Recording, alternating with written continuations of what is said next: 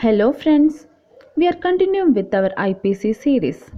Today we are discussing the second offence which is mentioned in chapter 17 of the Indian Penal Code, that is extortion.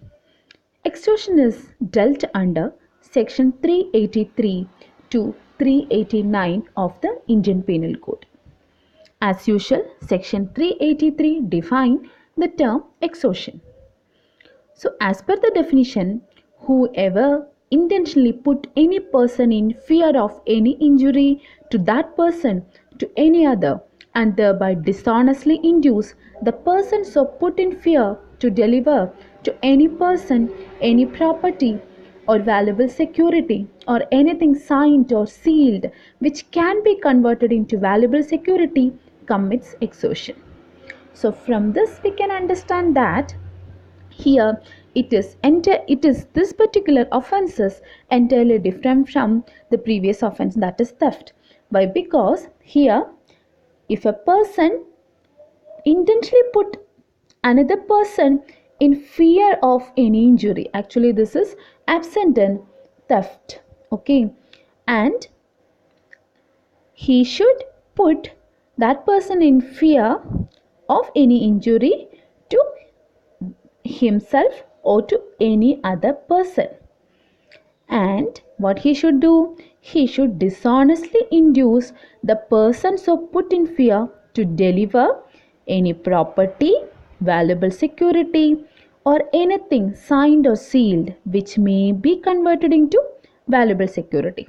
If he did all those things, then we can say that he has committed the offense of extortion. So here we can understand that the offender must intentionally put any person in fear of injury. This fear of injury may be to that particular person or to any other person. And the offender must thereby dishonestly induce the person so put in fear to deliver to any person any property or valuable security or anything signed or sealed which may be converted into valuable security. Okay. So here the offense which is mentioned under section 383 completes only when the delivery of the property takes place. Okay. Only when the delivery of the property takes place, then only we can say that an offense under section 383 has committed. And also here they have said that he should done all those things with the dishonest intention. How we can understand that a particular person had dishonest intention or not? It is to prove that he had an intention to cause wrongful gain or wrongful loss. Why? Why? Because section 24 of the Indian Penal Code define the term dishonestly. So according to section 24, whoever does anything with the intention of causing wrongful gain to one person or wrongful loss to another person is said to do that thing dishonestly. Okay. And also he has to induce that person to deliver any property or valuable security or anything signed or sealed to another person. Okay, that means the extortion can be committed with respect to any property, whether it is movable or immovable or valuable security or anything signed or sealed which could be converted into valuable security or anything. But in the case of theft, it was not like that. It can be committed only with respect to movable property, but here it is not like that.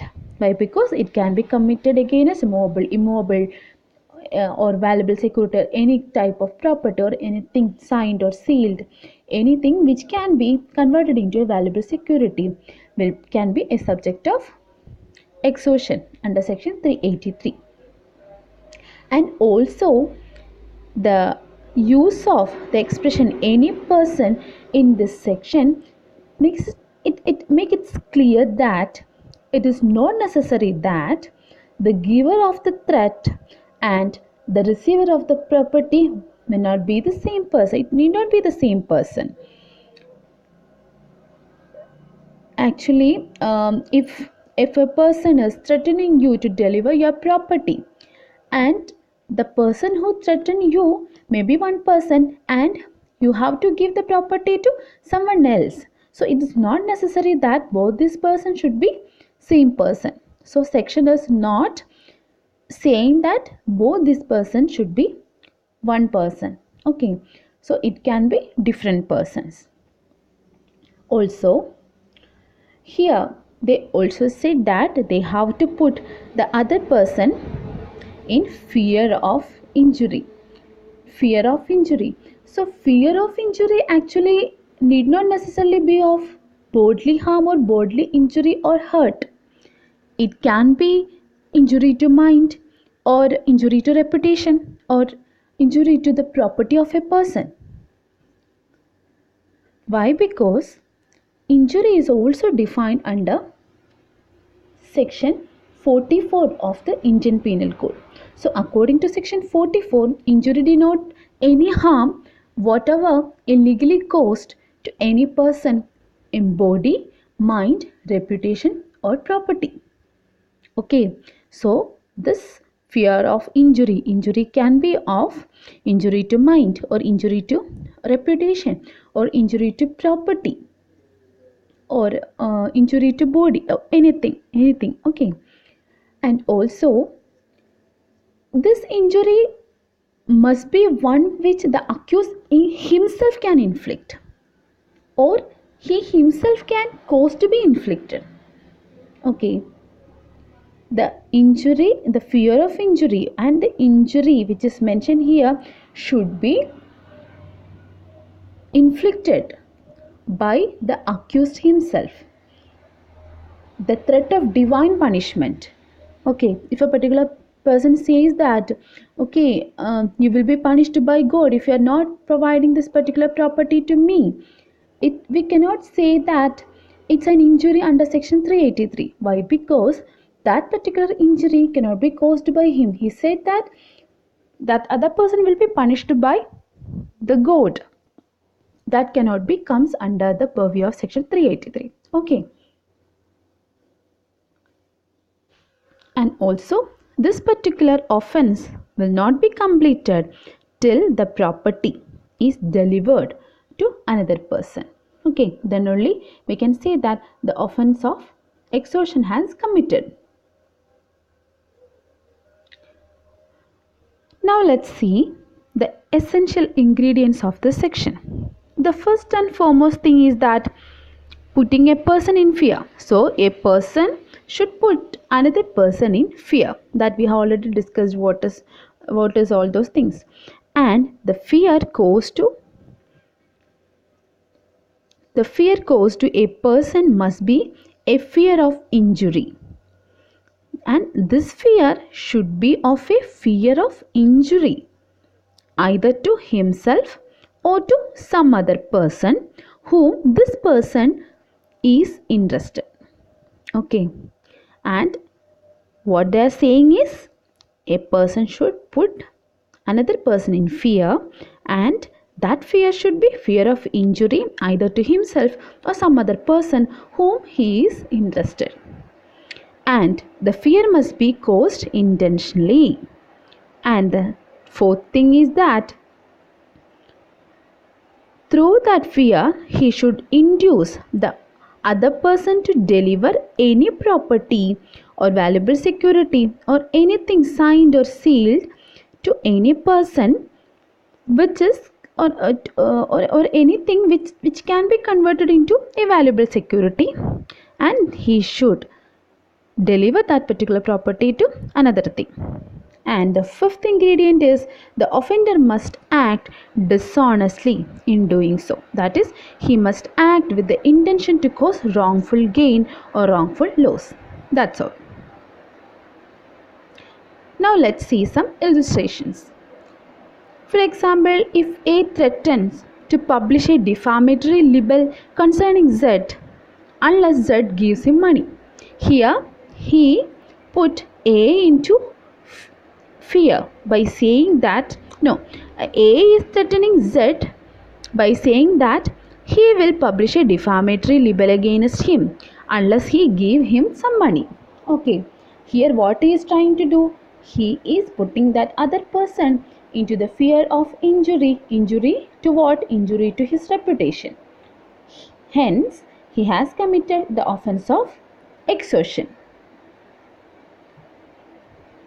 And the second illustration says that A threatens Z that he will keep Z's child in wrongful confinement unless Z will sign and deliver to a promissory note binding to Z to pay certain money to A. Here also A has committed the offense of extortion. Why? Because A put Z into fear of injury to another person whom he is interested. That is injury to his own child. And he is inducing the other person, inducing Z to deliver the promissory note. Hence, he has committed the offense of extortion. Now, let's see the punishment for the offense of extortion. It is defined under section 384. Section 383 deals with the definition of extortion and 384 deals with the punishment for that. According to section 384, the punishment may be extended to 3 years or with fine or with both. Section 385 is dealing with a different concept, that is, if a person put another person in fear of injury in order to commit extortion. Here you have to note that here the extortion has not committed it. He just put another person in fear of injury in order to commit extortion. Here extortion has not committed it. He just put another person in fear or attempt to put any person in fear of any injury. Then he will be punished for imprisonment for a term which may extend to 2 years or fine or with both. Section 386 says that if a person committed extortion,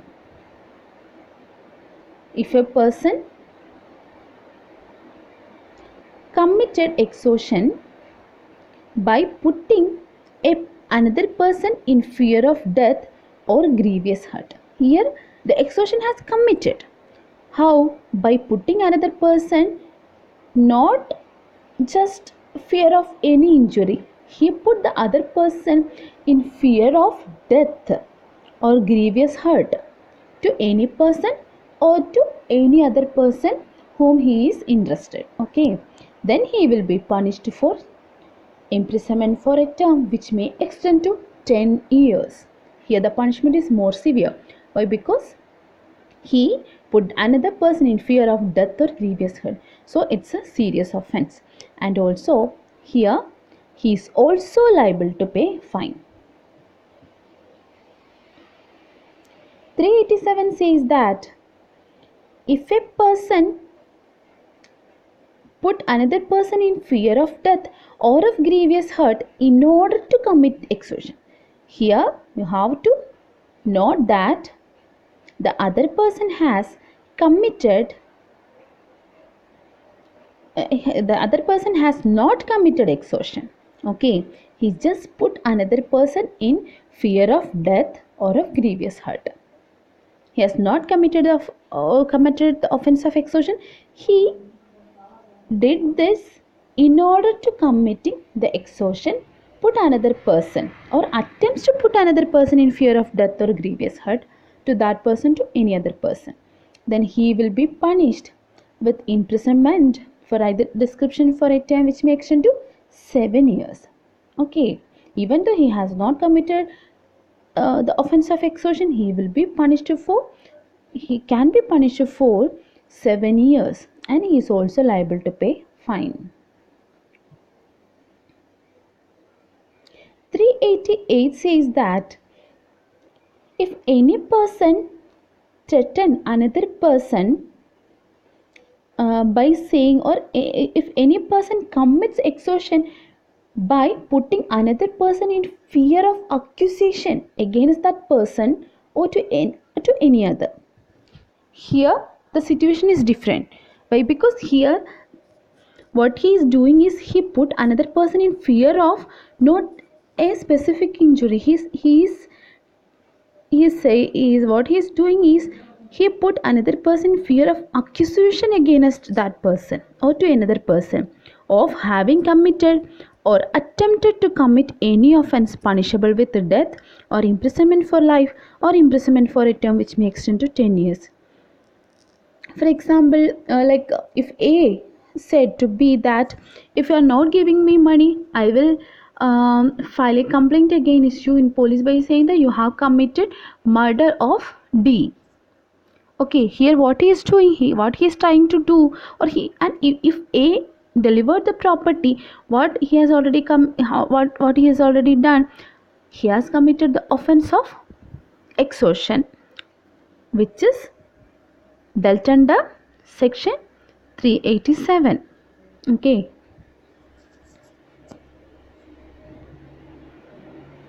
and also if he committed this particular offense, he will be punished for a term which may extend to 10 years and also liable to pay fine. And if the offense which is mentioned by the accused is the one which is punishable under section 377 IPC, then